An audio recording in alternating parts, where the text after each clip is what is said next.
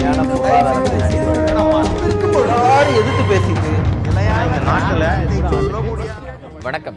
நேர்பட பேசு நிகழ்ச்சியில் உங்களை சந்திப்பதில் மகிழ்ச்சி. ரிலையன்ஸ் நிறுவனத்தின் ஜியோ சேவை அறிமுகப்படுத்தப்பட்ட அந்த நாளிலிருந்து தொலை தொடர்பு சந்தையில் மிகப்பெரிய தாக்கத்தை ஏற்படுத்தி வருவதை செய்திகள் மூலமாக அறிய முடிகிறது. குரல் வழி சேவை முழுவதுமாக இலவசம், இணைய சேவைகளுக்கு கூடுதல் சலுகைகள், குறைந்த கட்டணத்தில் அதிக அளவிலான இணைய சேவை உள்ளிட்ட அறிவிப்புகள் சக தொலைத்தொடர்பு நிறுவனங்களை சற்று உலுக்கி பார்த்திருக்கிறது என்று சொல்லலாம். ஆனால் இந்தியா போன்ற ஒரு மிகப்பெரிய சந்தையில் தொலைத்தொடர்பு துறையில், குறிப்பாக செல்போன் பயன்பாட்டில் மிக பெரும் எண்ணிக்கையிலான மக்களை கொண்ட ஒரு சந்தையில் இதுபோன்ற ஒரு நிறுவனம் உள்நுழையும் போது ஏற்படக்கூடிய தாக்கத்தை எப்படி புரிந்து கொள்வது? இது ஒரு ஏகபோகத்திற்கு இட்டு செல்லாதா என்ற கேள்விகளும் கேட்கப்படாமல் இல்லை. வரக்கூடிய காலங்கள் இணையத்தின் காலம் என சொல்லப்படக்கூடிய நிலையில் அனைத்து இந்தியர் கையிலும் செல்போன்களும் இணைய சேவையும் பரவலாக்கப்படும் என்கிற வாக்குறுதிகள் எல்லாம் வழங்கப்பட்டு வரக்கூடிய ஒரு நிலையில் பொதுத்துறை நிறுவனமான BSNL ஏற்கனவே தன் இருப்பை பல இடங்களில் இழந்து வரக்கூடிய சூழலில் ஒரு தனியார் நிறுவனத்திற்கு இவ்வளவு பெரிய சந்தை திறப்பு என்பது என்ன மாதிரியான ஒரு வருங்கால யுக்தியை, வருங்கால செய்தியை தரும் என்கிற கேள்விகளும் கேட்கப்படாமல் இல்லை. ரிலையன்ஸ் ஜியோவின் வருகையும் தொலைத்தொடர்புத்துறையின் தற்போது நிலையும் அதற்கு குறித்த எதிர்காலம் குறித்தும் நாம் இன்றைக்கு நமது நேர்பட பேசாமல் விவாதிக்க இருக்கிறோம். நம்மோடு இந்த விவாதத்தில் பொருளாதார நிபுணர் திரு ஷியாம் சேகர், அறிவுசார் பணியாளர் கூட்டமைப்பைச் சேர்ந்த திரு சீதாராமன், பாரதிய ஜனதா கட்சியைச் சேர்ந்த திரு SG சூர்யா ஆகியோர் சென்னை அரங்கத்தில் இணைகிறார்கள். அதே போன்று நமது நெல்லை அரங்கத்திலிருந்து BSNL ஊழியர் சங்கத்தைச் சேர்ந்த திரு செல்லப்பா இணைகிறார். அனைவரும் இந்த விவாதத்திற்கு வரவேற்று விவாதத்தை தொடங்குகிறேன். திரு சேகர், நம்ம ஜியோ ஃபர்ஸ்ட் டே அறிமுகப்படுத்தப்பட்ட போது ஏர்டெல்னுடைய பங்கு பார்த்திங்கன்னா கிட்டத்தட்ட பெரும் சரிவை சந்தித்தது. பிற தொலைத்தொடர்பு நிறுவனங்களுடைய பங்குகளும் பெருமளவு ஒரு மாற்றத்தை கண்டன. அதுக்கு அடுத்தடுத்த நாட்களில் ஆஃபர்ஸ் கொஞ்சம் கூடுதலாக கொடுக்க ஆரம்பித்தாங்க. இதனுடைய என்ட்ரி லெவல்லே இது இப்படி ஒரு இம்பாக்டை கிரியேட் பண்ணுது அப்படின்னா அதை வந்து ஒரு மார்க்கெட் வல்லுநர் அப்படிங்கிறத தாண்டி ஒரு சாமானியன் எப்படி புரிஞ்சுக்கிறது? அதாவது இந்த பங்கு சரிவுங்கிறது அந்த ஒரு நாள் தான் நடந்தது. இன்றைக்கு உள்ள விலை பார்த்தீங்கன்னா ஏர்டெல்லோடது 322 23 இருக்குது வெள்ளிக்கிழமை. அது 2% தான் குறைவாக இருக்குது. பங்குச்சந்தை பாதிப்பு வந்து அவ்வளோ பரவலாக இருக்கும்னு நான் நினைக்கல. ஆனால் ஒரு நுகர்வோர் பார்வையிலிருந்து பார்த்தீங்கன்னா இந்த மொத்த தொலைத்தொடர்பு நுகர்வோரே வந்து இது வரைக்கும் பேச்சு அடிப்படையில் தான் அதை வந்து அதிகமாக உபயோகப்படுத்தி வந்தார்கள். நாளடைவில் வந்து அது வந்து டேட்டா சார்ந்த ஒரு மாற்றத்தை ஏற்படும். இந்த நுகர்வே வந்து மாறக்கூடிய ஒரு சூழ்நிலை தான் இருக்குது. இப்போ வந்து வாய்ஸ் குவாலிட்டியை பற்றி நம்ம நிறைய பேசிகிட்டு இருக்கோம். இன்றைக்கி வந்து நுகர்வோருடைய அந்த ஒரு டிஸாட்டிஸ்ஃபேக்ஷன், அதிருப்தி வந்து பார்த்திங்கன்னா வாய்ஸ் சார்ந்து தான் இருக்குது. நிறைய கால் ட்ராப் இதை பற்றியெல்லாம் தான் பேசணும்.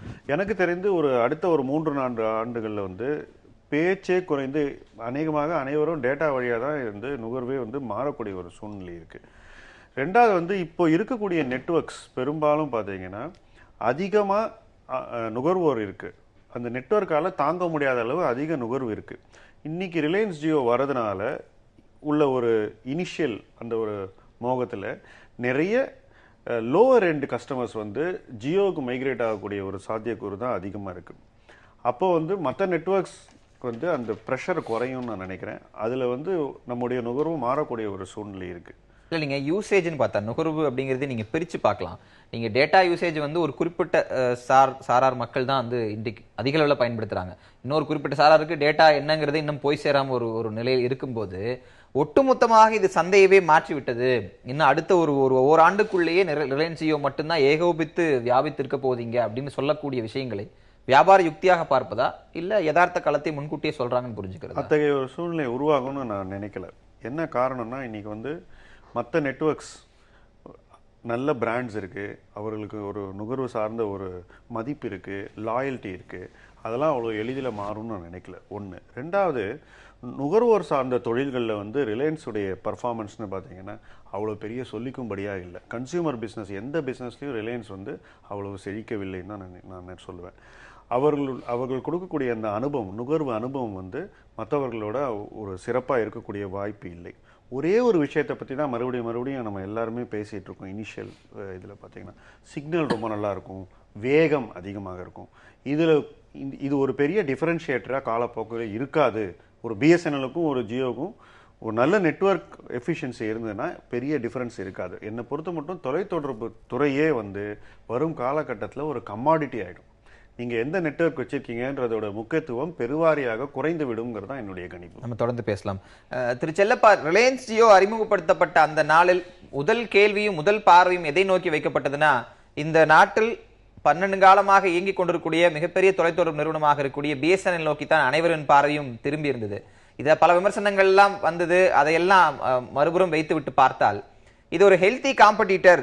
இதன் மூலமாக ரிலையன்ஸ் ஜியோவின் வருகை மூலமாக பிஎஸ்என்எல் மேலும் வலுப்பெறும், அதனுடைய சந்தையை விரிவாக்குவதற்கான முயற்சிகளை பிஎஸ்என்எல் ஊழியர்கள் செய்வார்கள் அப்படின்னு ஒரு தரப்பு சொல்லப்படுது. இது அப்படித்தானா? இது அப்படித்தான் புரிந்து கொள்கிறீர்களா பிஎஸ்என்எல் ஊழியர்களாகி நீங்கள்லாம்? இல்லை, நாங்கள் இந்த போட்டியை நேரடியாக சந்திக்கிறோம் ரிலையன்ஸ் ஜியோ கூட. ஆனால் உங்களுக்கு ஒரு உண்மை தெரியணும்னா, 4G சேவையை ரிலையன்ஸ் ஜியோ கொடுக்கிறது. பிஎஸ்என்எலுக்கு இந்திய அரசாங்கம் இன்று வரை 4G சேவை தொடங்குவதற்கு இன்னைக்கு வரைக்கும் அனுமதி கொடுக்கலை. நாங்கள் அதனால் இன்ஃபீரியர் ஆயிட்டோன்னு சொல்ல முடியாது. கட்டணம் உட்பட சேவை உட்பட எங்களால் 3G சேவை வைத்துக்கொண்டே 4G சேவையில் நாங்கள் தற்போது ரிலையன்ஸ் ஜியோவோட போட்டிடுறோம். ஒன்று. ரெண்டாவதாக, இதன் வருவதன் மூலம் இது மொனாப்பலியாக மாறிவிடும் என்ற ஒரு தாக்கத்தை மார்க்கெட்டில் ரிலையன்ஸ் ஜியோ நிறுவனம் செய்கிறது. அவங்க என்ன கருதுகிறாங்கன்னா, ஒரு டேஷிங்காக இந்த சர்வீஸை இந்தியாவில் கொண்டு வருவதன் மூலம் பிஎஸ்என்எல், ஏர்டெல் போன்ற நிறுவனங்களெல்லாம் பின்னுக்கு தள்ளிடலாம் என்று நினைக்கிறார்கள். அது என்னை பொறுத்தளவு சாத்தியமில்லை என்று பிஎஸ்என்எல் ஊழியர்களாகிய நாங்கள் கருதுகிறோம். சாதாரண மக்களிடையே எங்களுடைய உணர்வுகளை எங்களால் புரிந்து கொள்ளவும் முடியுது. ஒரு சின்ன உதாரணம், அவங்க கொடுத்துருக்க டேரிஃபை விட BSNL tariff is a competitive tariff. ஒரு சின்ன உதாரணம் நான் சொல்லலாம்னு நினைக்கிறேன். ரிலையன்ஸ் ஜியோ என்ன அட்வர்டைஸ்மெண்ட் கொடுத்துருக்காங்கன்னா, 149 ரூபா கட்டுனா ஒரு மாதத்துக்கு 300 MB தான் ஃப்ரீ. ஆனால் அவங்க அட்வர்டைஸ்மெண்ட்டில் என்ன சொன்னாங்க, 1 GB 50 ரூபாய்க்கு நாங்கள் கொடுக்குறோம் என்று சொல்கிறார்கள். அது உண்மை அல்ல. 1 GB 50 ரூபாய்க்கு கொடுக்கணும்னா ஒரு சந்தாதாரர் 4999 ரூபா 3 மாதத்துக்கு கட்டுனா தான் அவருக்கு அந்த பலன் என்பது 1 GB 50 ரூபாய்க்கு கிடைக்கும். அதே சமயம் 999 ரூபா கட்டுனா 10 GB ரிலையன்ஸ் ஜியோ கொடுக்கிறது. ஆனால் பிஎஸ்என்எல் வெறும் 549 ரூபா கட்டுனா 10 GB நாங்கள் ஃப்ரீயாக டவுன்லோட் செய்யலாம் என்று சொல்கிறோம். 1999 ரூபா பிஎஸ்என்எல் நீங்கள் கட்டுனீங்கன்னா, I can rest assure you, unlimited download நீங்கள் பண்ணிக்கலாம். எந்த விதமான கட்டுப்பாடுகளும் இல்லாமல் பிஎஸ்என்எல் நிறுவனத்தால் கொடுக்க முடியுங்கிறதான் நாங்கள் சொல்ல விரும்புகிறது. இல்லை, இந்த இரு நிறுவனங்களுக்கு 3 மாசத்துக்கு ஃப்ரீன்னு சொல்றாங்க. இல்லை, இரு நிறுவனங்களுக்கு இருக்கக்கூடிய போட்டி மற்றும் அது கிடைக்கக்கூடிய அந்த விலைப்பட்டியல் தொடர்பான விஷயங்கள் நீங்க சொல்றதுனால புரிந்து கொள்ள முடிகிறது. ஆனா நீங்க இந்த டேஷிங்கா மார்க்கெட்ல இறங்குறாங்க அப்படின்னு சொல்றதுல இருந்து நான் எடுக்கக்கூடிய விஷயமாக, முழுவதும் குரல் வழி சேவை, வாய்ஸ் கால் இலவசம் அப்படிங்கிற அந்த அஸ்திரம் பிஎஸ்என்எல்ஐ சற்று உலுக்கி பார்க்காதா? அதை ஈடு கொடுப்பதற்கு பிஎஸ்என்எல்லிடம் என்ன மாதிரியான யுக்திகள் இருக்கு? இல்லை, அதை எங்களை உலுக்கி பார்க்காதுன்னு நான் நினைக்கிறேன். உதாரணமாக, ஏற்கனவே வாட்ஸ்அப் வாய்ஸ் ஃப்ரீ கால் இன்ட்ரடியூஸ் பண்ணிட்டாங்க உலகம் முழுக்க. இன்றைக்கி நீங்கள் வாட்ஸ்அப்பில் போனீங்கன்னா வைஃபை சர்வீஸ் இருந்தால் மட்டும் போதும், டேட்டா சர்வீஸ் இருந்தால் போதும், அவங்களால ஃப்ரீயாக கம்யூனிகேட் பண்ண முடியும். அது ஏற்கனவே வந்துருச்சு. இந்தியா உட்பட வாட்ஸ்அப் கால் இன்றைக்கும் ஃப்ரீயாக எல்லாருக்கும் கிடச்சிட்ருக்கு. பிஎஸ்என்எல் அதனால் பாதிக்கப்பட போகிறது இல்லை.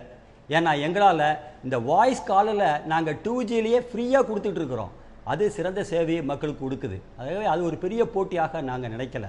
நாங்கள் என்ன கருதுகிறோம்னா, போட்டியாக நாங்கள் கருதுவது என்னென்னா, ரிலையன்ஸ் ஜியோவுடைய விளம்பர யுக்தி பெரிய அளவுக்கு இருக்குது. அரசாங்கத்தின் ஆதரவு அவர்களுக்கு ஆதரவாக இருக்குது. 1.5 லட்சம் கோடி ரூபாயை அவர்கள் முதலீடு செய்திருக்கிறார்கள். ரிலையன்ஸ் ஜியோ நிறுவனம் செஞ்சிருக்குது. இந்திய அரசாங்கம் மரியாதைக்குரிய பாரத பிரதமர் மோடியை விளம்பரத்தில் பயன்படுத்துகிறாங்க. ஆனால் பிஎஸ்என்எல் போன்ற நிறுவனத்திற்கு இந்திய அரசாங்கம் இன்னைக்கு வரைக்கும் 4G சேவையை ஏன் அனுமதி கொடுக்க மாட்டேங்கிறது? கார்ப்பரேட் நிறுவனங்களுக்கும் தனியார் முதலாளிகளுக்கும் மோடி அரசாங்கம் நேரடியாக உதவி செய்கிறதுங்க எங்களுடைய குற்றச்சாட்டே அதுதான். நம்ம தொடர்ந்து எங்களுக்கு வாய்ப்பு கொடுத்தால் எங்களால் இதை விட சிறந்த முறையில் சேவை கொடுக்க முடியும்.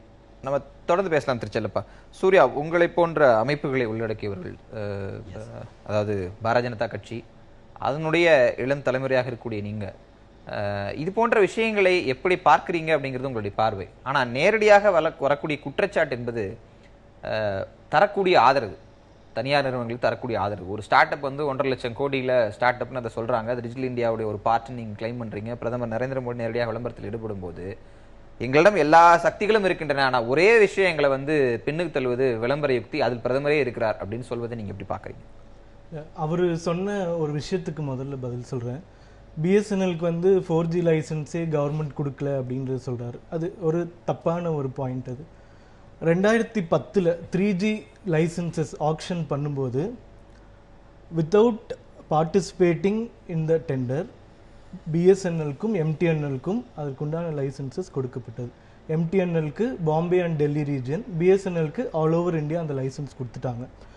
அவங்களுக்கு கொடுக்குறப்ப தான் இன்ஃப்ராடெல் அப்படின்ற ஒரு கம்பெனிக்கும் அதே லைசன்சஸ் வந்து கொடுக்குறாங்க. அந்த இன்ஃப்ராடெல் லைசன்ஸை வந்து ரிலையன்ஸ் வந்து அக்வயர் பண்ணிடுச்சு. அப்போ அக்வயர் பண்ண அந்த லைசன்ஸ் வச்சு தான் இப்போ 4G வந்து ரிலீஸ் பண்ணியிருக்காங்க. பிஎஸ்என்எலுக்கும் எம்டிஎன்எலுக்கும் 2010 கவர்மெண்ட் அலோகேட் பண்ண லைசன்சஸை 2013 யூபிஏ அரசாங்கம் கேபினட் நோட் போட்டு இந்த லைசன்ஸ் எல்லாத்தையுமே சரண்டர் பண்ணிட்டாங்க. டிபார்ட்மெண்ட் ஆஃப் டெலிகம்யூனிகேஷன்ஸ்க்கு இந்த லைசன்சஸை சரண்டர் பண்ணிட்டாங்க. அது ஏன் சரண்டர் பண்ணாங்க அப்படின்றது பிஎஸ்என்எல்காரங்க அந்த நேரத்தில் கேள்வி கேட்டாங்களா? இன்கேஸ் சரண்டர் பண்ணாமல் இருந்திருந்தா 2010 வாங்கியிருந்த லைசன்ஸ் வச்சு 2012 4G ஃபெசிலிட்டிஸ் வந்து பிஎஸ்என்எல் ஆரம்பிச்சிருக்க முடியும். 4Gன்றப்போ 4Gன்னு பிளாங்காக சொல்ல முடியாது. டெக்னிக்கலாக சொல்லும்போது ப்ராட்பேண்ட் வயர்லெஸ் ஆக்சஸ் லைசன்ஸ் அப்படின்னு சொல்றாங்க. ஒரு நிமிஷம் ப்ராட்பேண்ட் வயர்லெஸ் ஆக்சஸ்ல 2 வகை இருக்கு. ஒன்னு வந்து வைமேக்ஸ், இன்னொன்று வந்து LTE. வைமேக்ஸ் வந்து it's a flop in India. So அதுவும் இல்லாமல் அது மேலே நிறைய கேசஸ் இருக்கிறதுனால WiMAX technology nobody has adapted, including private players who got the licenses. அவங்க வந்து அதை அடாப்ட் பண்ணல. LTE டெக்னாலஜி மட்டும் சொல்லிட முடியாது, அதுக்குள்ளே நிறைய அரசியல் இருக்கு, போக வேண்டாம். அது இப்போ எதுலையுமே வரல. பட் LTE லைசன்ஸ் வந்து அந்த 3G லைசன்ஸோட கொடுத்தாங்க. அந்த லைசன்ஸ் வச்சு தான் இப்போ ரிலையன்ஸ் ஜியோவே வந்திருக்கு. நம்ம எல்லாம் சொல்றது பார்த்தோம்னா மோடி வந்ததுக்கு அப்புறம் தான் வந்து ஜியோக்கே லைசன்ஸ் இந்த கவர்மெண்ட்ல கொடுத்து இந்த ஆரம்பிச்சிட்ட மாதிரி சொல்றாங்க. பட் அவங்க இன்னைக்கு ஆரம்பிச்சிருக்கிற 4G LTE சர்வீஸோட லைசன்ஸ் 2010 யூபிஏ அரசாங்கத்தால கொடுக்கப்பட்டது. யூபிஏ அரசாங்கத்தால கொடுக்கப்பட்ட லைசன்ஸ் பிஎஸ்என்எல் சரியாக அந்த காலகட்டங்களில் பிஎஸ்என்எல் பயன்படுத்துறீங்க குற்றச்சாட்டு கூட திருப்பி கொடுத்துட்டாங்க கூட நான் ஒரு வகையில பதில் சொல்லுங்க. அவர்கிட்ட பதில் கேட்கிறேன். அது கூட என்னுடைய கேள்வி உங்களிடம், அதை கூட நான் ஏத்துக்கிறேன். நீங்க 2014 டிஜிட்டல் இந்தியா அப்படின்னு ஒரு விஷயத்தை கொண்டு வர்றீங்க, பிரைவேட் பிளேயர்ஸ் உள்ள வரணும்னு விஷயம் சொல்றீங்க. அதுவும் வரவேற்கிறோம். ஏன்னா நீங்க அந்த பாலிசிக்குள்ள 91 பிறகு நம்ம வந்துட்டோம். பிரைவேட் பிளேயர்ஸ் என்கரேஜ் பண்ணாம நீங்க எந்த சிஸ்டம் இங்க கிடையாதுன்ற ஒரு சூழல் இருக்கும்போது டிஜிட்டல் இந்தியாக்குள்ள பிரைவேட் பிளேயர்ஸ் வராங்க. ஆனால் அவர் கேட்பது குறைந்தபட்சம் டிஜிட்டல் இந்தியால எங்களுக்கு அதை கொடுத்துருக்கலாமே. அந்த ஒரு 4G ஃபெசிலிட்டி இல்லைங்கும் போது இவர்கள் இருவரும் சமமாக எப்படி போட்டி போட முடியும்? இது பொதுத்துறை நிறுவனத்தை பலவீனப்படுத்தும் அப்படிங்கிற ஆஸ்பெக்ட்ல அரசு ஏன் யோசிக்கலன்னு கேட்கிறாரு. வேணும்னா எடுத்து இப்ப கொடுக்க முடியாதுங்க, அதுக்குன்னு ப்ராசஸ் இருக்கு. அனுப்பும் ஸ்ரீவத்சாவே என்ன சொல்லியிருக்காரு, இந்த இயர் எண்டுக்குள்ள will try to give 4G. அவர் இன்டர்வியூவே படிச்சு பார்த்தீங்கன்னா பிஎஸ்என்எல் MD சொல்றாரு, we are having a healthy competition with the Reliance Jio ன்னு சொல்றாங்க. இவங்க வாங்கின லைசன்ஸ் எதுக்கு திருப்பி கொடுத்தாங்க 2013? அதுக்கு பதில் சொல்லுங்க. ஃபர்ஸ்ட் உங்ககிட்ட இருந்ததை நீங்க கொடுத்துட்டீங்க, சரண்டர் பண்ணிட்டீங்க. 2010 காலகட்டத்தை அவர் குறிப்பிட்டு கேட்கிறாரு, உங்களுடைய பதில் என்ன? சொல்லுங்க. இல்லை 2010 4G அலாட் பண்ணாங்க. ஆனால் அதை வந்து பயன்படுத்தக்கூடிய பயன்பாட்டு சேவை எங்களால் ஆரம்பிக்கிறது எக்யூப்மெண்ட் வாங்குறதுக்கான நிதி உதவி அரசாங்கம் செய்யலை. 4G சேவையை பண்ணுறதுக்கு வெறும் சேவைக்கு லைசன்ஸ் கொடுத்தா மட்டும் போதாது, அதற்கான எக்யூப்மெண்ட்டோ நிர்மாணம் பண்ணுறதுக்கு பிஎஸ்என்எலுக்கு தேவை.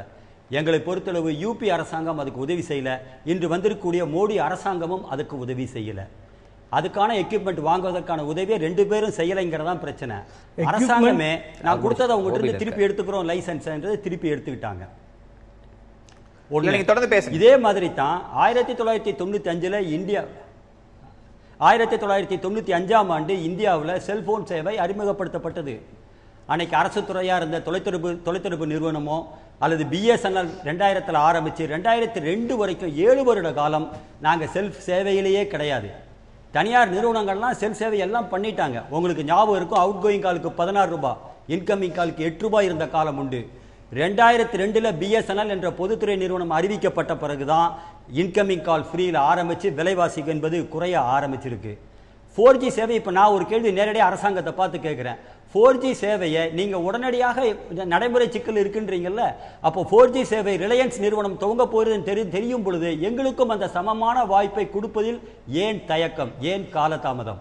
அவங்க ரிலையன்ஸ் எல்லா சந்தாதாரையும் பிடிச்ச பிறகு எங்களை போட்டி கூடணும்னு நினைக்கிறதா அரசாங்கம்னு எங்களுக்கு தெரியல. நான் பதில் சொல்றேன் லாஜிக்கலா. ஆனால் அதையும் மீறி பிஎஸ்என்எல் நிச்சயமாக நாங்க போட்டியில் இருப்போம், ரிலையன்ஸ் நிறுவனத்தை பின்னுக்கு தள்ளுவோம் என்ற நம்பிக்கை எங்களுக்கு இருக்கிறது. அதனால் செயல்பாட்டில் நாங்க இருக்கிறோம். ஒரு சின்ன உதாரணம், இன்னைக்கும் போட்டியில் இருக்கக்கூடிய தனியார் நிறுவனங்களோடு ஒரு மாசத்துக்கு 20 லட்சம் மொபைல் கனெக்ஷனை இந்தியா நாடு முழுவதும் பிஎஸ்என்எல் விற்பனை செய்கிறது. எங்களுக்கு பின்னாடி ஏர்டெல் நிறுவனம் 11 லட்சம், மற்ற நிறுவனங்கள் 9 லட்சம் 8 லட்சம் தான் கொடுக்குறாங்க. இவ்வளவு போட்டிக்கு நடுவுலையும் எங்களால் நம்பர் 1 சேல்ஸ் ஆன் சேல்ஸ் கடந்த 8 மாசமா 20 லட்சம் கனெக்ஷன் நாங்கள் வித்துட்டு இருக்கிறோம் என்பதை நான் இப்போ தெரியப்படுத்த விரும்புகிறேன். முதல்ல பிஎஸ்என்எல் வந்து கவர்மெண்ட் கம்பெனி, நம்ம அரசாங்கத்தோட கம்பெனி, அதில் வந்து ஒன்றும் there is no question or no doubt. என்னோட ஃபேமிலியிலே எடுத்து பார்த்துட்டுனா கூட எங்கள் அம்மா அப்பா, அம்மாவோட அண்ணா, அவங்க ஒய்ஃபு பிஎஸ்என்எல்ல எம்ப்ளாய்மெண்ட்டில் இருந்தவங்க பார்த்தீங்கன்னா ஒரு 15 பேருக்கு மேலே இருக்காங்க டைரெக்டாக ஃபேமிலியில். எங்களை சொல்கிறது பிஎஸ்என்எல் ஃபேமிலின்னு தான் சொல்லுவாங்க. பிஎஸ்என்எல்க்கு அகெயின்ஸ்டாக ஒன்றுமே கிடையாது. லாஜிக்கலாக ஒரே ஒரு கொஸ்டின் கேட்குறேன். 2010 அலாட் பண்ண லைசன்ஸ்க்கு தனியார் நிறுவனமான ரிலையன்ஸ்னாலேயே 2016 6 வருஷம் கழிச்சு தான் இன்ஃப்ராஸ்ட்ரக்சர் டெவலப் பண்ணி லான்ச் பண்ண முடியுது. இப்போ பிஎஸ்என்எல் வந்து 2 வருஷத்துலேயே 3 வருஷத்துலேயே லான்ச் பண்ணிடணும்னு எதிர்பார்த்தோமா, இல்லை வாங்கின 3 வருஷத்துல 2013 யூபிஏ கவர்மெண்ட் கேபினெட் நோட் போட்டு சரண்டர் பண்றாங்க. அப்பெல்லாம் நீங்க அதை எதிர்த்தீங்களா? அதை எதிர்த்தாங்களா? அதை எதிர்த்தாங்களா இல்லையா? எதிர்க்கும் போது யாரை எதிர்ப்பாங்கன்னு கேக்குறாங்க. அவர் வந்து பிஎஸ்என்எல் ஊழியர் சங்கத்துல வந்திருக்கிறார். பிஎஸ்என்எல் ஊழியர் ஒரு நிமிஷம் நான் முடிச்சிடறேன். பிஎஸ்என்எல் ஊழியர் சங்கங்கள் அந்த காலத்துல எதிர்த்தாங்க. பிஎஸ்என்எல் நிர்வாகம் மத்திய தொலைத்தொடர்புத்துறை அமைச்சகத்தின் கட்டுப்பாட்டின் கீழ் வருகிறது. அவங்க சரண்டர் பண்ண சொன்னா அவங்க சரண்டர் பண்ணி தான் ஆகணும். எந்த அதிகாரி அதை எடுத்து பேச இல்ல முடிச்சிடறேன். அப்படி நீங்க சொல்லும் போது அவர் 2வது ஒரு கேள்வி கேட்கிறாருல, அதுக்கு உங்களுடைய பதில் இருந்தாதான் சரியா இருக்கும். நீங்க ரிலையன்ஸ் நிறுவனம் 4G சேவைகள் வந்து விட்டது அப்படிங்கிறது இன்டர்நெட்டும் நடக்க போறது இல்ல, அதுக்கும் ஒரு லாங் ப்ரொசீஜர் நடந்துதான் வந்திருக்க போகுது.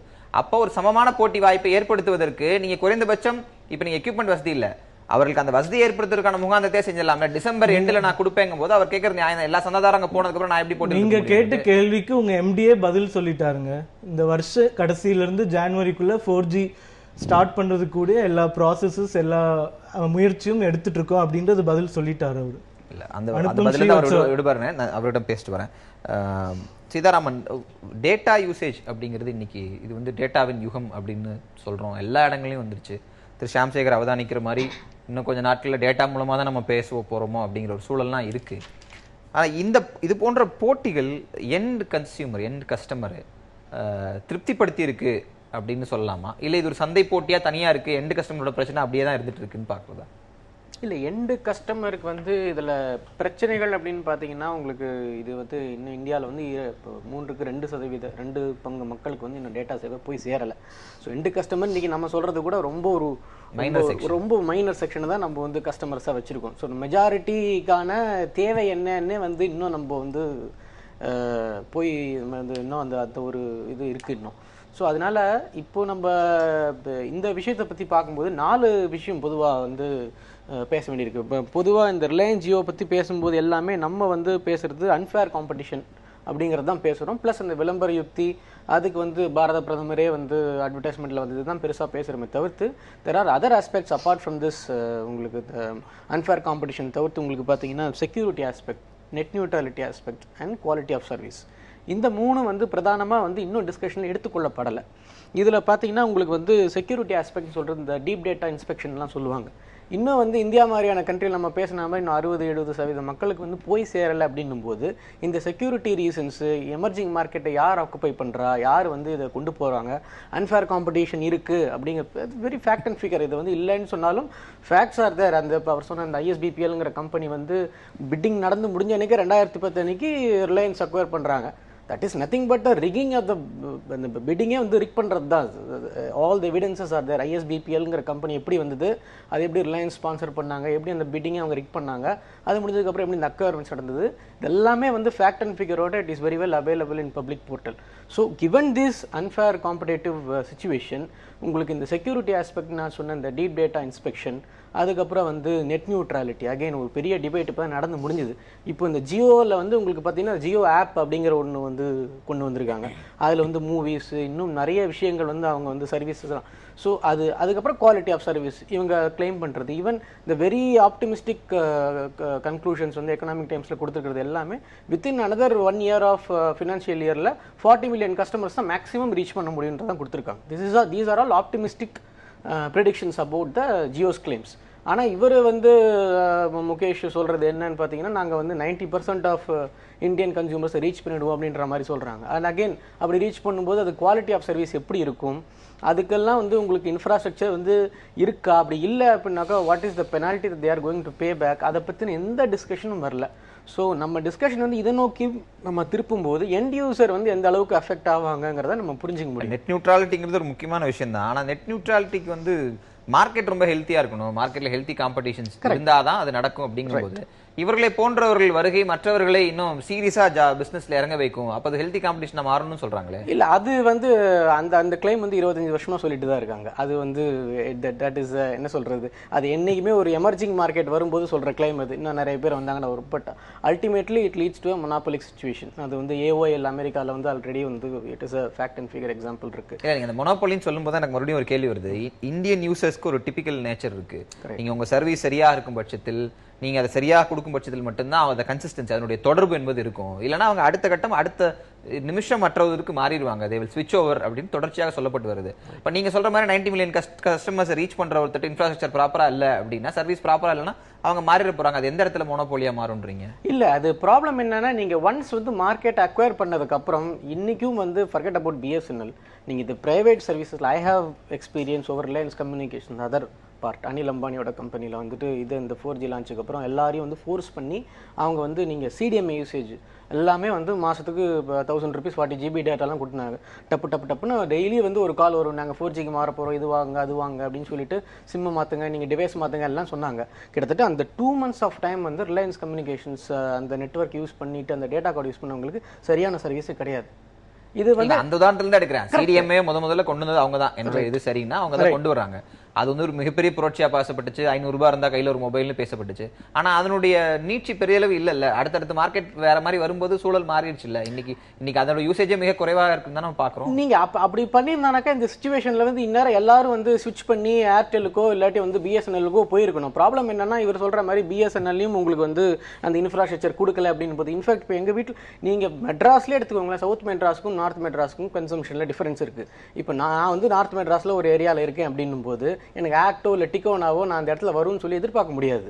ஸோ நீங்கள் வந்து ஒரு பக்கம் வந்து இப்படி நடந்துருச்சுன்னா வேற எதுக்கு போயிடுவாங்களேன்னு நீங்கள் சொல்றீங்க இல்லையா, அதுக்கான இன்ஃப்ராஸ்ட்ரக்சர் பல இடத்துல இல்லை. ஏர்டெல்லும் இல்லை, ஆக்டும் இல்லை, டிகோனாவும் இல்லைன்னும் போது வாட் வில் ஐ டூ? நம்ம பேசலாம், தொடர்ந்து பேச இடைவேளை எடுத்துக்கோ. இடைவேளைக்கு பிறகு பேசலாம். இடைவேளைக்கு பிறகு நேர்பட பேச தொடரும். சூர்யா, BSNL நிறுவனத்திற்கு முறையாக வசதி தரப்படவில்லைன்னு சொல்லும்போது நீங்க அதுக்கான மறுப்பு விஷயங்களை சொன்னீங்க. ஆனால் சமீபத்தில் நடந்த ஒரு நிகழ்வு, ஜியோ சேவை தொடங்கி சில வாரங்களில் பிற தனியார் நிறுவனங்கள் போய் பிரதமர் அலுவலகத்தில் ஒரு புகார் கடிதத்தை கொடுத்துருக்காங்க. இந்த சேவை குறித்தும் இந்த சேவையில் தங்களுக்கு இருக்கக்கூடிய சிக்கல்கள், இது ஒரு மோனோபோலி ஸ்டேட்டஸ்க்கு போய் கொண்டிருக்கிறது, பிரதமர் எப்படி வரலான்னு பல விஷயங்களை அதில் பட்டிடுறாங்க. அப்போ தனியார் துறையைச் சேர்ந்த பிற தொலைத்தொடர்பு நிறுவனங்களே ரிலையன்ஸை இப்படி பார்க்கும்போது இது எப்படி ஹெல்த்தி காம்படிஷன் அரசு கிளைம் பண்ணுது? டிஜிட்டல் இந்தியாவோட ஒரு பார்ட்டை எப்படி அரசு அது அந்த வாய்ப்பை அவர்களுக்கு வழங்குது? இல்லை, ஒரு டெலிகாம் இண்டஸ்ட்ரி பெர்ஸ்பெக்டிவில் பார்க்கும்போது டிசம்பர் வரைக்கும் ஃப்ரீ சர்வீசஸ்ன்னு கொடுத்துருக்காங்க. அதுக்கப்புறம் பில்லிங்ஸ் வரப்போகுது. இப்போ எவ்வளோ கஸ்டமர்ஸ் வந்து ரிலையன்ஸ் ஜியோ சிம்ஸ் வந்து யூஸ் பண்ணுறாங்களோ, உள்ளே வராங்களோ, அவங்களுக்கு வந்து ஒரு டைம்லைன் மாதிரி இருக்குது. ஒரு மூணு மாதம் வந்து யூஸ் பண்ணலாம். அவங்க சர்வீசஸ் வந்து ஹாப்பியாக இருந்தாங்கன்னா கண்டினியூ பண்ண போகிறாங்க, இல்லைன்னா டிஸ்கண்டினியூ பண்ண போகிறாங்க. செகண்ட் பாயிண்ட்டு, இப்போ இருக்கிற 3 பெரிய telecom operators, Airtel, Vodafone and Idea, இவங்க 3 பேரும் சேர்ந்து they control 3/4 of the mobile market இந்தியாவில். அப்படி இருக்கும்போது ஒரு புது நெட்வொர்க்குன்னு வரும்போது அவங்க வந்து ஃபேர் காம்படிஷன் கொடுக்குறாங்க. 3 மாதம் நீ என்னோட சர்வீஸ் ஃப்ரீயாக யூஸ் பண்ணு, அதுக்கப்புறம் if you are satisfied you continue with the service, otherwise you can opt out. கண்டிப்பாக அதுக்கப்புறமும் யூஸ் பண்ணுன்னு யாரும் கட்டாயப்படுத்த போகிறதில்ல. இப்போ இது வந்து ஹெல்த்தி காம்படிஷன் தானே. அவன் நல்ல சர்வீஸ் கொடுத்தா மக்கள் யூஸ் பண்ண போகிறாங்க, நல்ல சர்வீஸ் கொடுக்கலன்னா தூக்கி போட்டுட்டு அடுத்த நெட்வொர்க்கு போக போகிறாங்க. செகண்ட் பாயிண்ட், இப்போ கவர்மெண்ட் வந்து ரொம்ப ரிலையன்ஸ்க்கு ஃபேவராக பண்ணிகிட்ருக்கு அப்படின்னு பேசிகிட்டு இருக்கும்போது இந்த ரிலையன்ஸ் ஜியோ வந்து டெக்னிக்கலாக ஃபேஸ் பண்ணக்கூடிய ஒரு டிஃபிகல்ட்டி பற்றி சொல்கிறேன் நான்.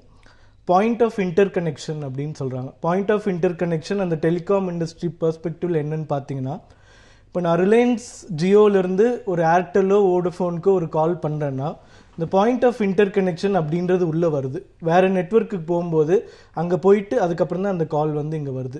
அந்த லைசன்சஸ் வந்து நம்மக்கிட்ட போதிய பட்சத்தில் இருக்கிற வரைக்கும் தான் வாய்ஸ் கால்ஸ் வந்து நல்லபடியாக இயங்கும்.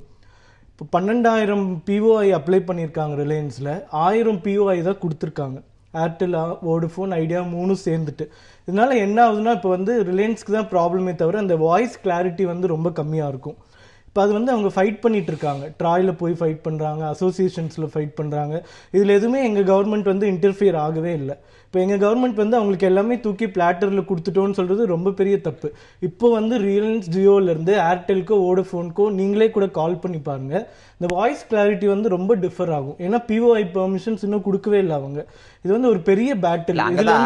இதுல கவர்மெண்ட் நிறுவனம் போய் சண்டை போட்டுட்டு இருக்கு, உரிமைக்காக போராடுது, அரசு தலையிடல அப்படின்னு சொல்லும்போது தலையிடல. அது நான் கேக்குறேன், நீங்க BSNL ஆட்ல கூட பிரதமர் நரேந்திர மோடியோ மற்ற அமைச்சர்களோ அந்த தொலைத்தொடர்புத்துறை அமைச்சரே வந்திருப்பாரான்னு நமக்கு தெரியாது.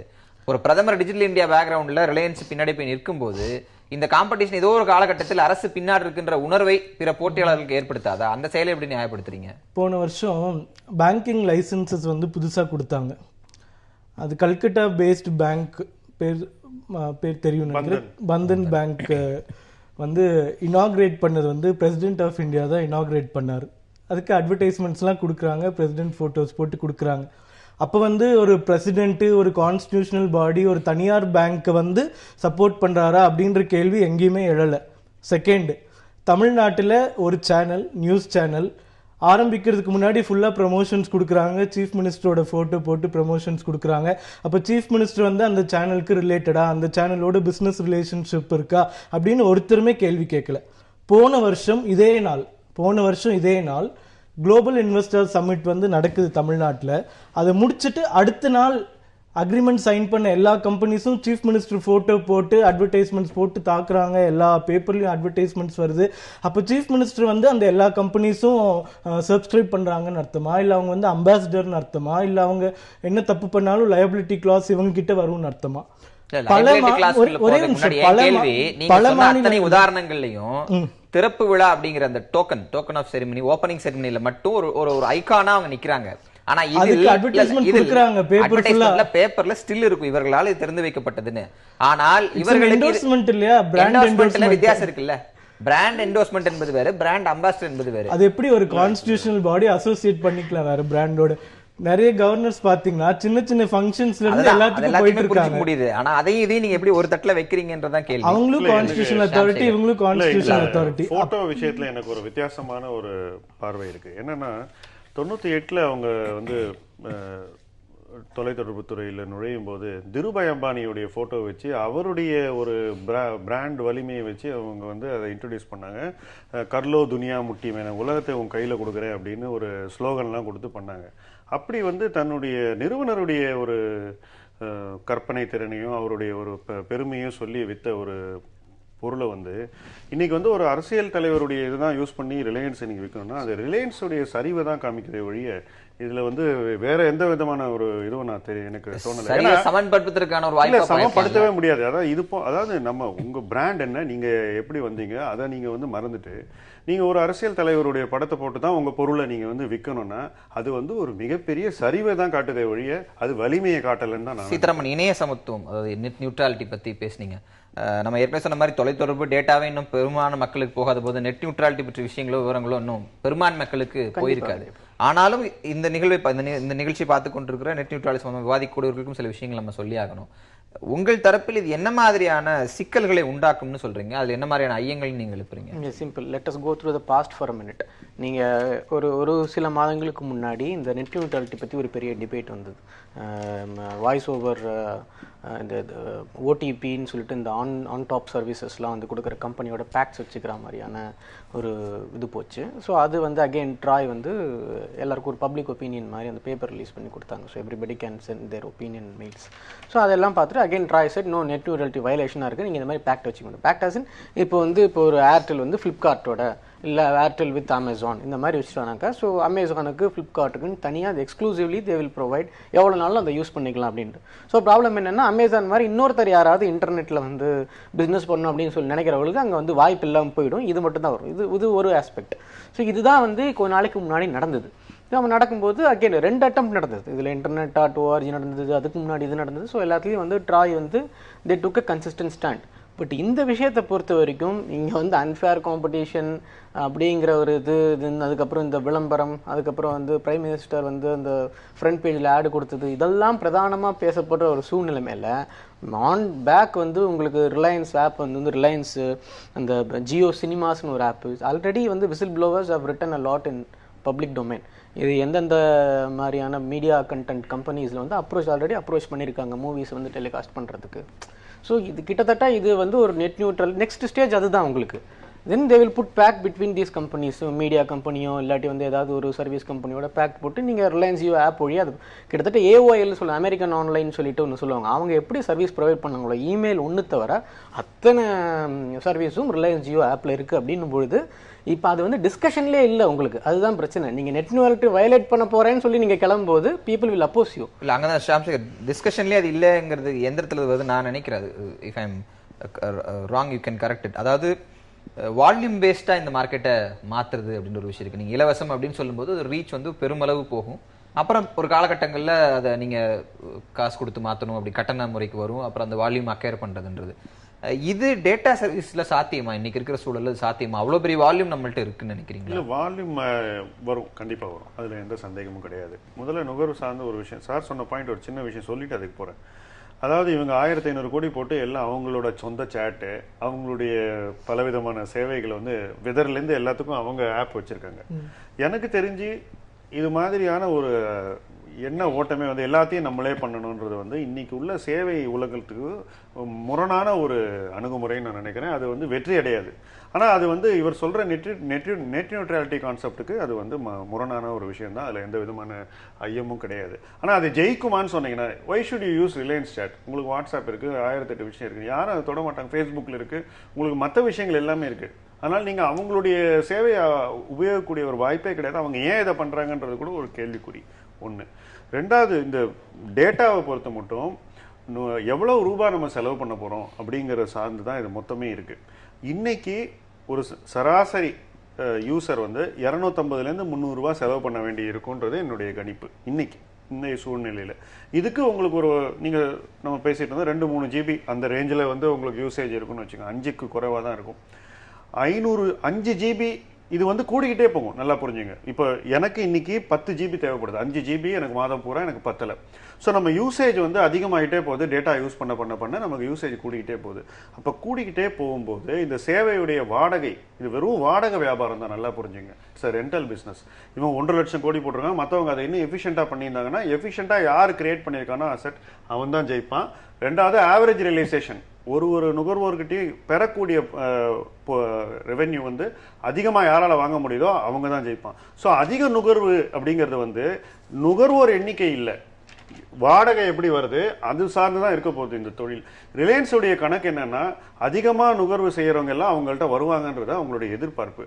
ஆனால் ஹிஸ்ட்ரி பார்த்தீங்கன்னா அது மாதிரி வந்தவங்கெல்லாம் வந்து அதில் சேவையில் வந்து திருப்தி ஏற்படாமல் வெளியேறியது தான் வந்து வரலாறு. இப்போ என்ன ஆக போகிறதுங்கிறது நமக்கு தெரியாது. அதே போல் இந்த எண் இருக்குது பாருங்கள், ஏற்கனவே நம்ம இன்னொரு நெட்வொர்க்கோட நம்ம சார்ந்து இருக்கோம். எண்ணை மாற்றிட்டு இன்னொரு ரிலையன்ஸ் கிட்ட ஒருத்தர் அவ்வளோ எளிதில் போவாங்களா அப்படின்னு கேட்டிங்கன்னா இன்னைக்கு அது நடக்காதுன்னு நினைக்கிறேன். பிஸ்னஸில் வந்து இது ஸ்டிக்கினஸ் ஃபேக்டர்னு சொல்லுவாங்க. அதாவது ஒட்டுதல் தன்மை ஒருவரோடு சார்ந்து இருக்கிறதுனால அதை விட்டுட்டு அவ்வளோ எளிதில் இன்னொருத்தர்கிட்ட போகக்கூடிய ஒரு மனப்பான்மை நுகர்வோருக்கு இருக்கான்னா இல்லை. அது எங்கே இருக்குன்னாக்கா அடித்தட்டில் இருக்குது, கண்டிப்பாக இருக்குது. நீங்கள் பார்த்தீங்கன்னா சிம்மை மாற்றிக்கிட்டே இருப்பான், நம்பர் மாற்றிக்கிட்டே இருக்கும். யாருன்னா கம்மியாக யூஸ் பண்ணுறவங்க தான் இந்த சிம்மை எடுத்துகிட்டு அந்த சிம்மை போடுறது. அவங்கள வச்சு இவ்வளோ பெரிய இன்வெஸ்ட்மெண்ட்டை நீங்கள் வந்து ஜஸ்டிஃபிகேஷனை கொண்டு வர முடியுமாங்கன்னா என்னை பொறுத்த மட்டும் முடியாதுன்னு தான் நினைக்கிறேன். திரு செல்லப்பா, இப்போ பேசின இந்த பாயிண்ட்ஸ், இந்த புள்ளிகள் இருந்து பார்க்கும்போது வாடிக்கையாளர் மனநிலை அப்படிங்கிறது ரொம்ப முக்கியமான ஒரு விஷயமாக இருக்கிறது. இந்திய தொலைத்தொடர்பு வாடிக்கையாளர் மனநிலை என்ன மாதிரியான ஒரு இதில் இருக்கு? ஒரு ஸ்டிக்கினஸ் சொன்னார், ஒரு விஷயத்தோட ஒட்டுதல் அப்படிங்கிறது இருந்துட்டு அதுல இருந்து மாறுவது என்பது கடினமான ஒன்று அப்படின்னு ஒரு விஷயம் வருது. சேவையை பொறுத்து ஒரு விஷயம் வருகிறது. பிஎஸ்என்எல் நிறுவனத்தினுடைய ஊழியர்கள் அடிப்படையில் வாடிக்கையாளர் மனநிலை இந்த ஜியோனுடைய விஷயம் என்ன மாதிரியான மாற்றத்திற்கு உட்படுத்தி இருக்குன்னு நம்புறீங்க? இல்லை, வாடிக்கையாளர் மனநிலைமைங்கிறது முக்கியம். ரிலையன்ஸ் ஜியோ என்ன கருதுறாங்கன்னா, வாடிக்கையாளரை ஒரு விஷயத்துக்கு பழக்கிட்டா நம்மக்கிட்ட வந்துடுவாங்க என்று அவங்க கணக்கெடுக்கிறாங்க. அதன் மூலமாக ஹை ஸ்பீடுக்கு இவங்களை பழக்கிட்டோம்னா நம்மளை விட்டு போக மாட்டாங்கங்கிறது தான் அவங்களுடைய வியாபார கணக்கு. ஆனால் பிஎஸ்என்எல் என்ன கருதுதுன்னு சொன்னால், ஒரு நல்ல சர்வீஸ் கொடுத்தால் மட்டுமே இதை செய்ய முடியும். இதை செய்வதற்கு ஒரு செலவும் என்பது, அவர் சொன்னது மாதிரி செலவு என்பது மாதந்தோறும் ஆகக்கூடிய செலவு என்பது ரொம்ப முக்கியமானது. அவங்க கருதக்கூடிய 250 ரூபா 300 ரூபாங்கிறது பத்தாது. 500 ரூபாய் 600 ரூபாய்க்கு மேலே மாதத்துக்கு செலவக்கூடிய சந்தாதாரர்களை மட்டும்தான் அவங்க குறி வச்சு பிடிக்க முடியும். அப்படி ஒரு போட்டி வரும் பட்சத்தில் பிஎஸ்என்எல் ரிலையன்ஸ் கூட ஏற்கனவே நாங்கள் 549 ரூபாயோ அல்லது 1099 ரூபாயோ சந்தாதாரரை ஓரளவுக்கு எங்கள் கையில் வச்சுட்டு இருக்கிறோம், எங்கிட்டிருந்து பிடுங்கிறதுக்கு ரிலையன்ஸ் கருதலாம். அப்போ போட்டி என்பது ஏற்படுங்கிறதான் இதில் முக்கியமான ஒன்று. ரெண்டாவதா, இப்போ வந்திருக்க விளம்பர யுக்தி, ரிலையன்ஸுக்கு ஒரு பெயர் இருக்கிறது. ஏற்கனவே நீங்கள் சொன்ன மாதிரி சிடிஎம்ஏ டெக்னாலஜியில் அவங்க எல்லா ரூல்ஸையும் வயலேட் பண்ணி கனெக்ஷன் கொடுத்தாங்க. சிடிஎம்ஏ டெக்னாலஜியில் 5 கிலோமீட்டருக்குள்ளே தான் சர்வீஸ் கொடுக்கணும். நாடு முழுவதும் 5 கிலோமீட்டரில் கனெக்ஷன் கொடுத்து ஏமாத்தினாங்க. ஆனால் அப்போ கூட அவர்களால் சந்தாதாரர்களை முழுமையாக தங்கள் பக்கம் கொண்டு வர முடியல. இப்போ இந்த போட்டியை அவங்க 3 மாதத்துக்கு ஃப்ரீயாக கொடுக்குறாங்க. 3 மாதத்துக்கு ரிலையன்ஸ் நிறுவனம் அசஸ் பண்ண போகுது, தங்களால் வாடிக்கையாளர்களை பிடிக்க முடியுமா முடியாதாங்கிறதான். இதுதான் போட்டிக்கான காலம்.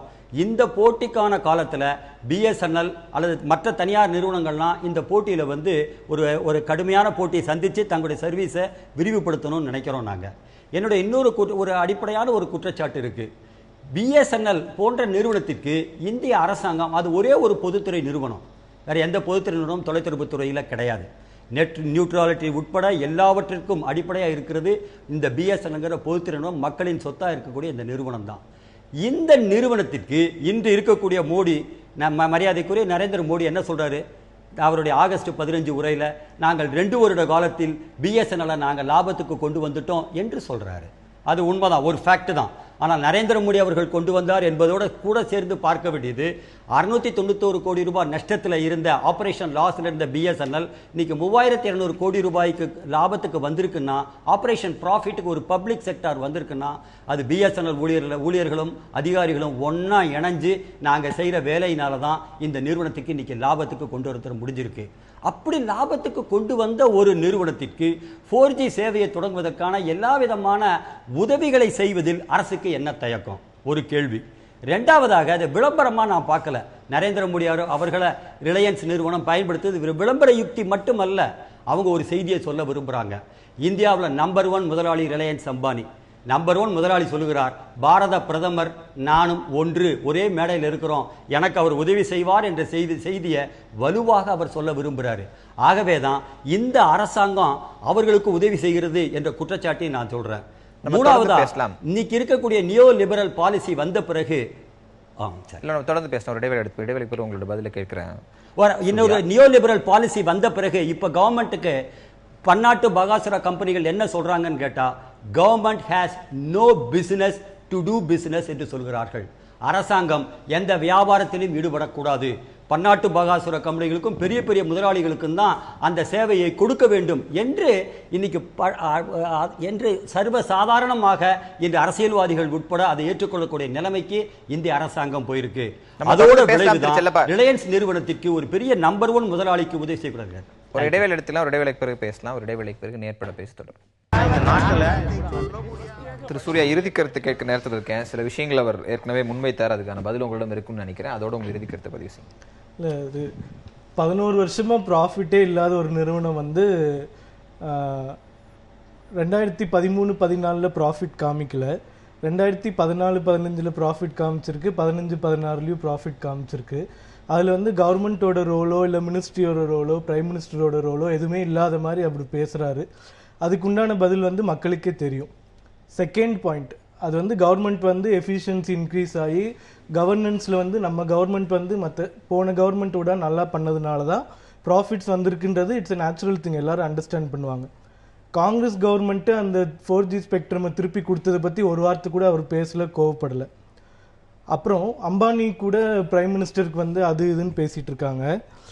இஃப் யூ நோட்டீஸ், போன மாதம் வந்து 2500 கோடி வந்து ஃபைன் போட்டிருக்காங்க ரிலையன்ஸ் கேஸ் பேஸின் அவங்க டார்கெட் வந்து அச்சீவ் பண்ணலன்னு சொல்லிட்டு. 2014 ஜூலை 14 அவங்க பவருக்கு வந்து ஒரு மாதம் முடிகிற தருவாயில் 3474 கோடி ஃபைன் வந்து ரிலையன்ஸ்க்கு வந்து போட்டிருக்காங்க. இந்த மாதிரி ஒரு ஹெவி ஃபைன் வந்து வேற எந்த கவர்மெண்ட்னாலையும் ரிலையன்ஸ் மேலே போடப்படவே இல்லை for the violation of the production agreement. அதே மாதிரி பார்த்தீங்கன்னா இன்னைக்கு இந்தியாவில் எல்லா கோர்ட்ஸ்லையும் எடுத்து பார்க்கும்போது one of the highest litigant against government யாருன்னு பார்த்தீங்கன்னா முகேஷ் அம்பானி தான், ரிலையன்ஸ் இண்டஸ்ட்ரீஸ். இப்போ பிரைம் மினிஸ்டர் வந்து எல்லா கோர்ட்டுக்கு ஃபோன் பண்ணி எல்லா கேஸையும் டிஸ்மிஸ் பண்ணிடுங்க அப்படின்லாம் எதுவுமே சொல்லலை. இந்த பிரைம் மினிஸ்டராக இருக்கட்டும், கவர்மெண்ட் ஆகட்டும், பார்ட்டியாக இருக்கட்டும், they are doing no favours for Reliance. That is the point. திருப்பி இந்த மாதிரி பொய்யான கருத்து வந்து சொல்லி ஒன்றும் பிரயோஜனம் இல்லை. இப்போ பொதுத்துறை நிறுவனம் முதல்ல 11 வருஷம் கழிச்சு ப்ராஃபிட் காமிச்சிருக்கு.